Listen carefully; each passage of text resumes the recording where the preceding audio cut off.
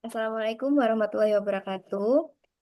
Mohon izin kepada Bapak Dr. Muhammad Farid Tim Jati Lusno sebagai PJMK Mata Kuliah Agama Islam 2 dan Bapak Dr. Muhammad Athoillah sebagai dosen pada pertemuan ke-6 Agama Islam 2 dengan topik kontribusi agama dalam pengembangan ilmu pengetahuan dan riset. Kami dari kelompok 5 kelas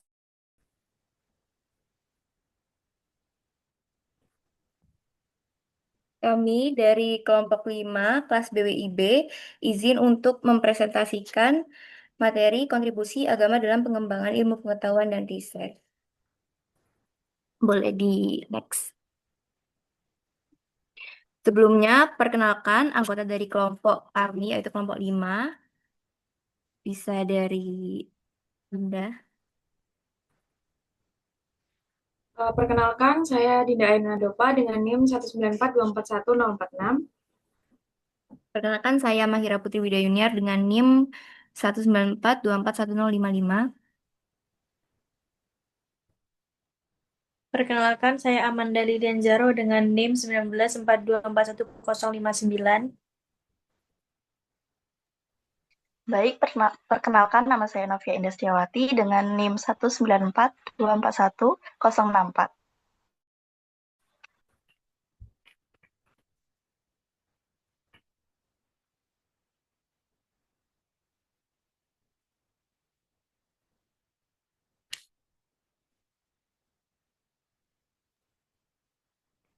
Kemudian ada Alda.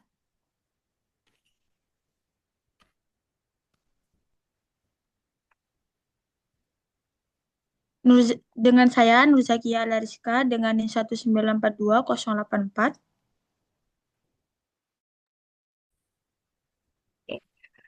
Pertama-tama kita masuk ke latar belakang. Jadi Quran Surat Al-Baqarah ayat 30 sampai 33 itu menjadi petunjuk bahwa dalam konsepsi agama, ilmu pengetahuan lahir sejak diciptakannya Nabi Adam alaihissalam. Perkembangan ilmu pengetahuan terjadi karena cara berpikir manusia mengalami perubahan dari yang awalnya dipengaruhi oleh mitos menjadi lebih rasional dan logis. Dan agama Islam sendiri merupakan ajaran yang sangat cinta terhadap ilmu pengetahuan. Berdasarkan ayat pertama yang diturunkan dalam Al-Quran, yaitu Iqra yang berarti bacalah, menunjukkan bahwa agama tidak dapat dipisahkan oleh pengembangan ilmu pengetahuan.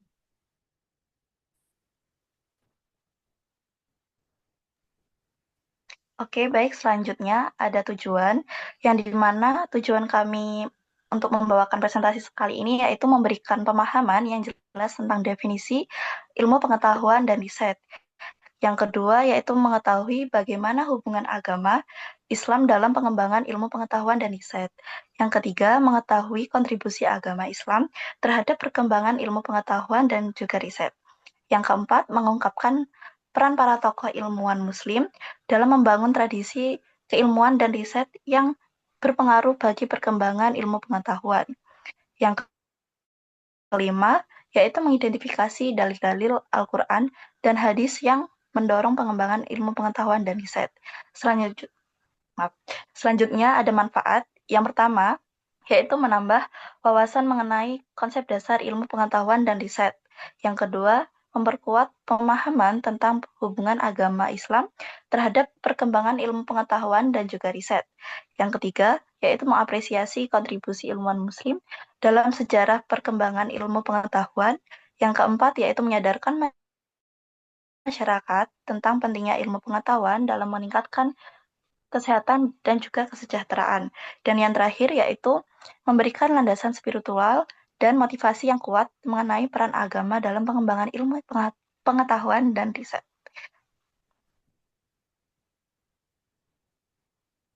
Nah, selanjutnya ada definisi ilmu pengetahuan.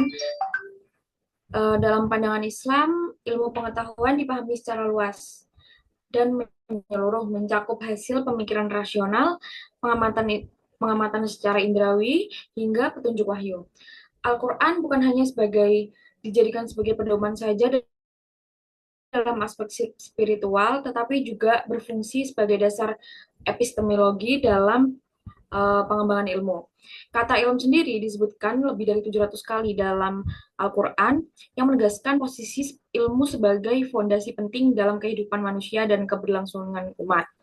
Bagi umat Islam, ilmu tidak hanya sebagai pengetahuan duniawi saja, melainkan juga sebagai integrasi antara akal dan wahyu. Proses zikir atau mengingat dan fikir atau berpikir itu menjadi jalan lahirnya ilmu yang bermakna serta membawa maslahat bagi semesta. Oleh karena itu, pengembangan ilmu dalam tradisi Islam selalu memiliki dimensi etis dan spiritual sehingga tidak boleh lepas dari nilai-nilai syariat.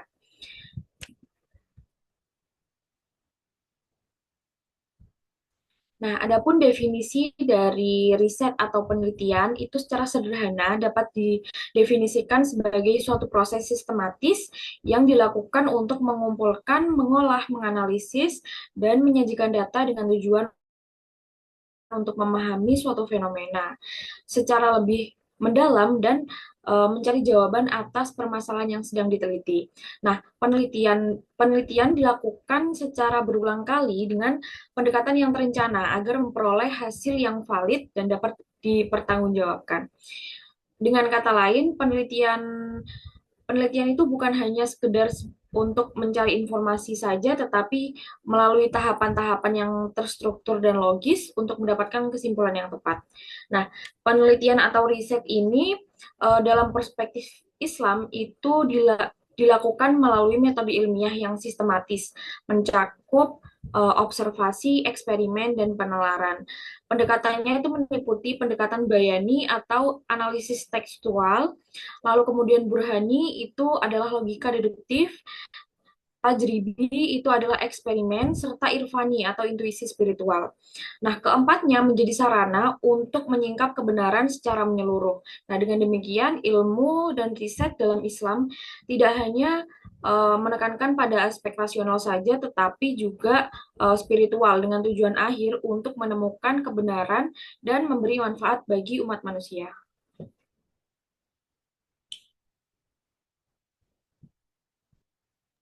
Selanjutnya ada landasan filosofis dalam Islam. Jadi, landasan filosofis Islam itu terbagi atas tiga pilar utama. Yang pertama ada landasan teologis, ada akidah dan kalam. Yang kedua ada landasan metafisika, yaitu filsafah. Dan yang ketiga ada landasan etika dan spiritual, yaitu akhlak dan tasawuf. Jadi, masing-masing landasan ini itu berisi tentang jawaban dari pertanyaan-pertanyaan mendasar tentang Tuhan, realitas, pengetahuan, dan tujuan hidup dengan menggunakan pendekatan yang berbeda, tetapi ketiga pilar ini saling berhubungan dan saling melengkapi. Boleh dilanjut?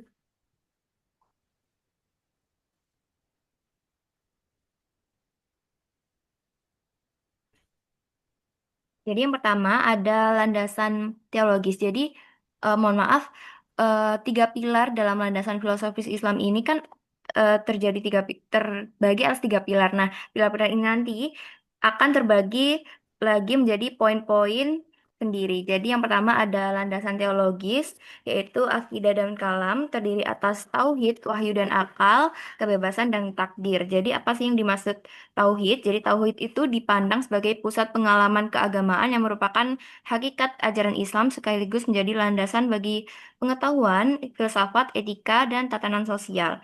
Kemudian kalau akal itu adalah keistimewaan yang dimiliki manusia sebagai sumber dan dasar filsafat Islam. Terus untuk kebebasan dan takdir ini masih sering menjadi perdebatan antara manusia karena memiliki manusia itu memiliki kehendak bebas atas segala tindakannya atau segala tindakannya sudah diatur oleh Tuhan. Terus yang kedua ada landasan metafisika yaitu falsafah terdiri atas ontologi yaitu eh, membahas secara mendalam tentang hakikat kenyataan. Kemudian ada epistemologi, yaitu dengan cara mendapatkan pengetahuan yang benar, dan ada juga yang namanya aksiologi, yaitu pentingnya nilai moral dan tujuan hidup. Kemudian ada landasan etika dan spiritual, yaitu akhlak dan tasawuf, terdiri atas an-nafs an-nafs, zikrullah, yaitu zikir, dan tafakur yaitu merenungi ciptaan Allah. Next.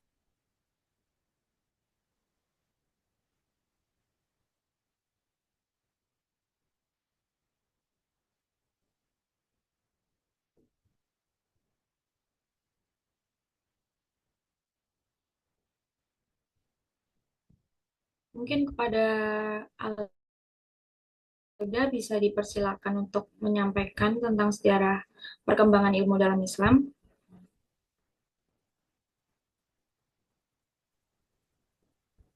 Saya akan menjelaskan sejarah perkembangan ilmu dalam Islam. Sejarah perkembangan ilmu dalam Islam merupakan suatu proses panjang perjalanan umat Islam dalam mencari perkembangan dan menyebarkan ilmu pengetahuan sejak masa Nabi Muhammad SAW hingga era modern. Perjalanan ini mencakup perkembangan ilmu agama maupun ilmu umum, sains, filsafat, kedokteran, matematika, astronomi, dan lainnya, yang pada masa kejayaannya menjadi peradaban Islam sebagai pusat ilmu pengetahuan dunia.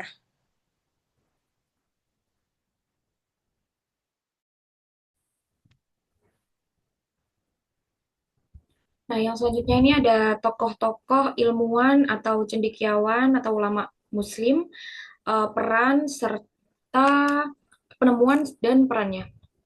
Nah, di sini ada beberapa tokoh. Yang pertama itu ada Al-Hawarizmi. Al-Hawarizmi ini dikenal sebagai bapak algoritma dan aljabar. Ia memperkenalkan konsep algoritma sebagai langkah sistematis untuk memecahkan masalah yang menjadi dasar ilmu komputer dan pemrograman modern. Selain itu, dia juga memperkenalkan angka nol dalam sistem bilangan Arab yang merupakan fondasi dari sistem biner komputer digital saat ini. Karyanya seperti Kitab Al-Jabr wal Muqabalah memberikan dampak besar pada matematika dan teknologi modern. Yang kedua ada Ibnu Sina atau biasa yang dikenal dengan Avicenna. Ibnu Sina ini merupakan tokoh penting dalam bidang kedokteran dengan karya monumentalnya bernama Al-Qanun fi Al-Tib yang menjadi standar ilmu kedokteran selama berabad-abad di dunia barat dan timur. Ia juga berkontribusi dalam filsafat dan ilmu pengetahuan secara umum, yang mempengaruhi banyak aspek perkembangan ilmu di Eropa dan di dunia Islam. Yang ketiga ada Jabir Ibnu Hayyan atau Geber sebagai bapak kimia modern. Jabir ini mengembangkan teknik laboratorium eksperimental dan menemukan berbagai zat kimia yang menjadi dasar ilmu kimia kontemporer. Metode ilmiah yang diketengahkan dalam karyanya itu menandai kemajuan besar bagi penelitian sains.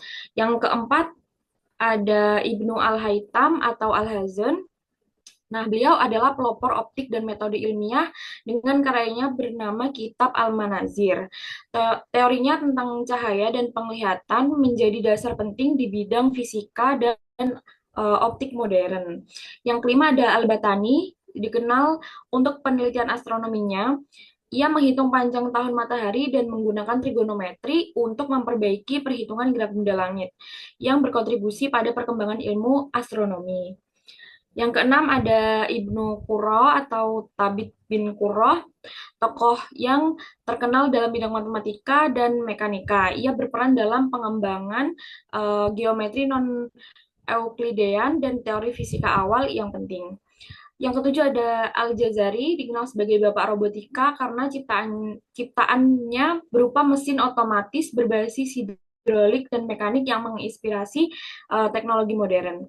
Yang kedelapan ada Al-Zahrawi atau Abdul Qasim Khalaf Ibnu Al-Abbas Al-Zahrawi yang dipandang sebagai bapak bedah modern yang karyanya itu adalah Al-Tasrif memuat teknik bedah dan instrumen medis yang menjadi referensi utama dalam ilmu kedokteran selama berabad-abad.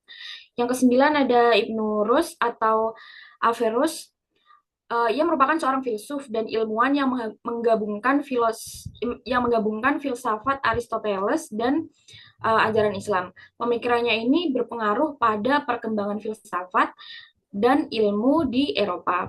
Yang terakhir ada Abu Bakar Ar-Razi atau Razes, adalah seorang ilmuwan yang mengembangkan ilmu kedokteran dengan penelitian terhadap penyakit demam, cacar, alergi, dan imunologi yang membuka jalan bagi kemajuan medis modern.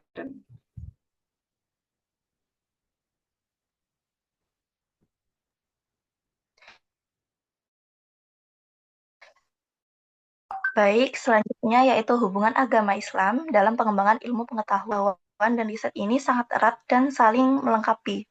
Dalam perspektif Islam sendiri, ilmu pengetahuan bukan sekedar produk rasionalisasi wahyu ilahi. Islam memandang ilmu sebagai kebutuhan manusia dalam mencapai kesejahteraan hidup di dunia dan sebagai jalan untuk mengenal Tuhan lebih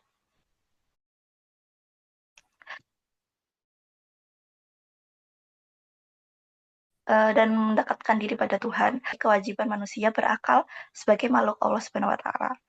Selanjutnya yaitu beberapa pemikiran tokoh Islam seperti Syekh Muhammad Naqib Al-Atas dan Mehdi Ghoslani menegaskan bahwa pentingnya integrasi antara agama dan ilmu pengetahuan merupakan mereka berpendapat bahwa agama berperan sebagai pengarah bagi sains, agar sains itu tidak hanya sampai pada kebenaran metafisik saja, tetapi juga sampai ke kebenaran iman yang hakiki. Pengembangan riset dan sains dalam Islam harus berpedoman pada nilai-nilai Islam dan etika dengan mempertimbangkan kemaslahatan kemanusiaan dan dampak terhadap alam. Boleh di next. Selain itu, Islam dapat menekankan pentingnya etika dan moral dalam penelitian serta pengembangan ilmu pengetahuan. Hal ini tercerminkan dalam wahyu pertama Allah yang diturunkan kepada Nabi Muhammad SAW, yaitu surah Al-Alaq mulai ayat 1 hingga ke 5, yang memiliki arti, bacalah dengan menyebut nama Tuhanmu yang menciptakan. Dia telah menciptakan manusia dari alaq, yaitu segumpal darah.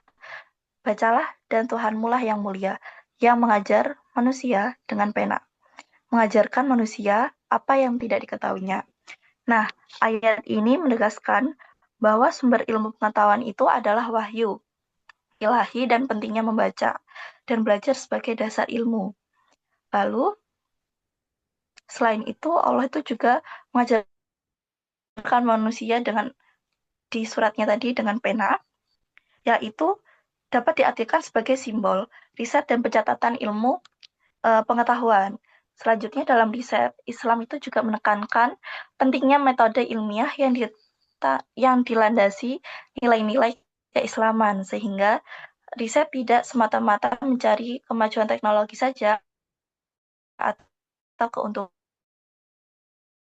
ekonomi, tetapi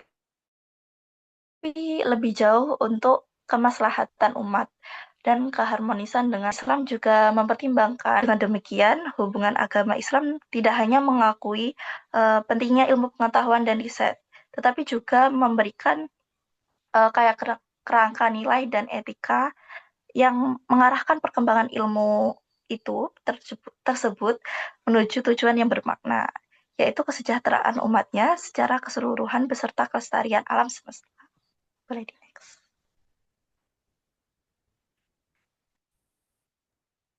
Selanjutnya, bentuk kontribusi agama dalam ilmu pengetahuan dan riset. Yang pertama ada paradigma dan etika dalam ilmu pengetahuan.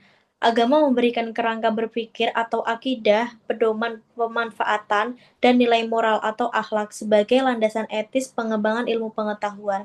Yang kedua, perkembangan ilmu rasional. Agama mendorong kemajuan ilmu rasional melalui metode ilmiah yang sejalan dengan nilai-nilai keagamaan. Yang ketiga, penerjemahan dan penyebaran ilmu pengetahuan. Agama berperan sebagai peradaban dengan menerjemahkan dan menyebarluaskan khazanah ilmu pengetahuan ke seluruh dunia. Yang terakhir, etika dalam pengumpulan dan pengelolaan data. Agama memberikan panduan moral seperti kejujuran dan keadilan sebagai prinsip dalam pengelolaan data ilmiah. Next.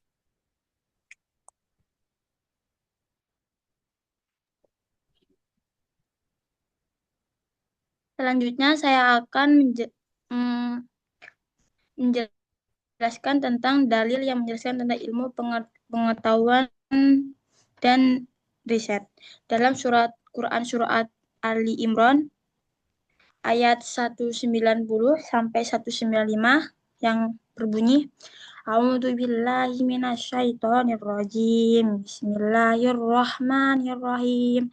Inna fil khalqis samawati wal ardi waqtilafil laili wan nahari la ayati ulil albab alladzina yadhkuruna qiyama wa qu'udan wa ala junubihim wa yatafakkaruna fil khalqis samawati wal ardi rabbana ma khalaqtana hadza batil wal ardi rabbana ma khalaqta hadza batila subhanaka faqina adzabannar rabbana innaka ma tudkhilin nar faqad akhzaitah wa ma lidzalimina min ansor rabbana inna nasami'na munadiya yunadi li imani an aminu mir rabbikum fa amanna rabbana faghfir lana dunubana wa kaffir anna sayyiatina wa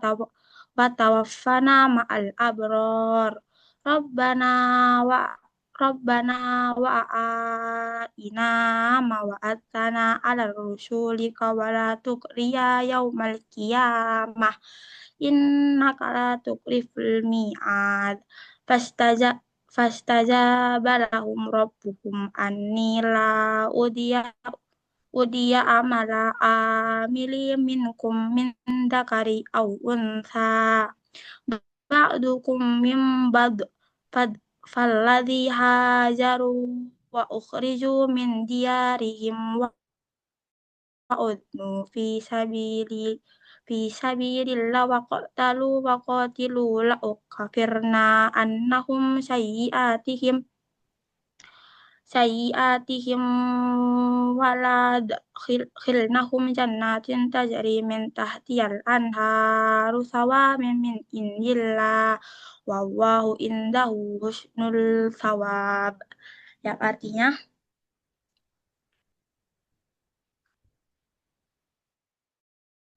next yang artinya sesungguhnya dalam menciptakan langit dan bumi dengan dan silih bergantian malam dan siang terdapat tanda-tanda bagi orang yang berakal, yaitu orang-orang mengingat Allah sambil berdiri atau duduk atau dalam keadaan berbaring, dan mereka memikirkan tentang pencipta langit dan bumi, seraya berkata, Ya Tuhan kami, tidaklah Engkau menciptakan ini dengan sia-sia, Maha Suci Engkau, maka berikanlah kami dan sisa neraka. Ya Tuhan kami, sesungguhnya barang siapa yang Engkau masukkan ke dalam neraka, maka sungguh telah Engkau hinakan, ia tidak ada bagi orang-orang yang zalim seorang penolong ya Tuhan kami, sungguhnya kami pendengar seruan yang merayu kepada iman, yaitu beriman,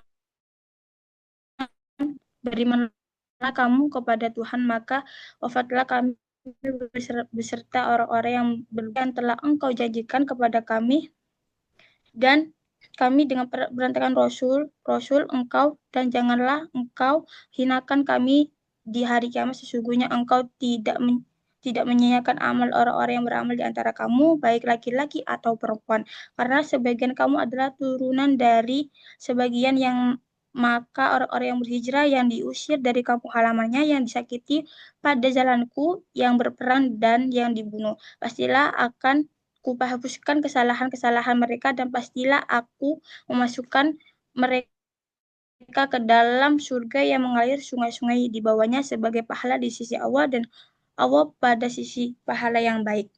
Next.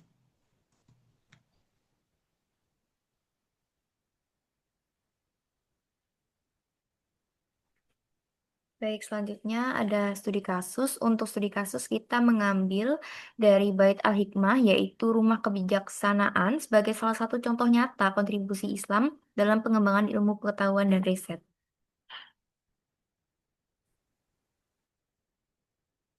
Next.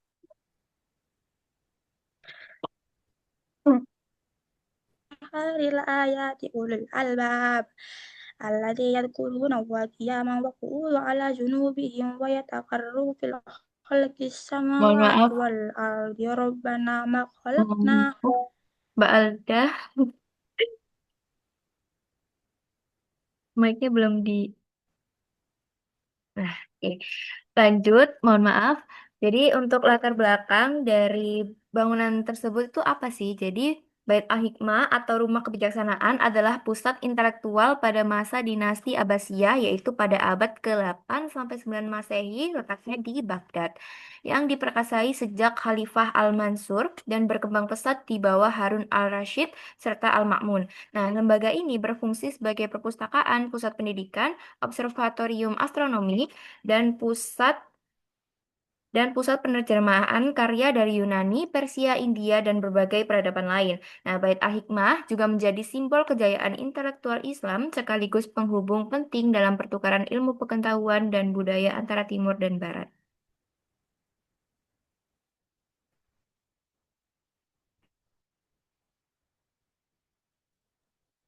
Selanjutnya, kontribusi terhadap ilmu pengetahuan dan pengembangannya. Yang pertama, pusat penerjemahan dan monumental.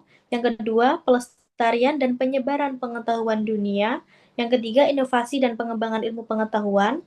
Selanjutnya, dampaknya bagi peradaban. Yang pertama, sebagai jembatan peradaban. Yang kedua, melahirkan dasar revolusi ilmiah Eropa. Yang terakhir, menciptakan tradisi Islamiyah bahwa ilmu adalah amanah dari Allah Subhanahu wa taala. Next.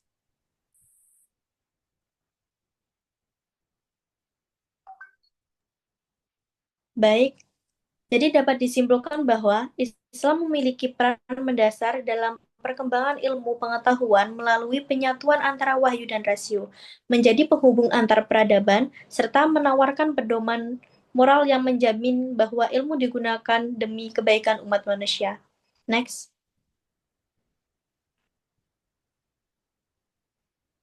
Nah, yang terakhir saran, yang pertama, lembaga pendidikan perlu menyatukan pembelajaran ilmu agama dan sains dalam kurikulumnya. Yang kedua, penelitian harus dilandasi nilai kejujuran serta berorientasi pada manfaat dan menghindari dampak negatif. Yang ketiga, masyarakat perlu didorong untuk menghapus pandangan yang memisahkan antara ilmu agama dan ilmu dunia. Yang terakhir, pemerintah dan pemangku kepentingan diharapkan mendukung riset yang inovatif dengan tetap menjunjung nilai-nilai kemanusiaan dan kelestarian alam.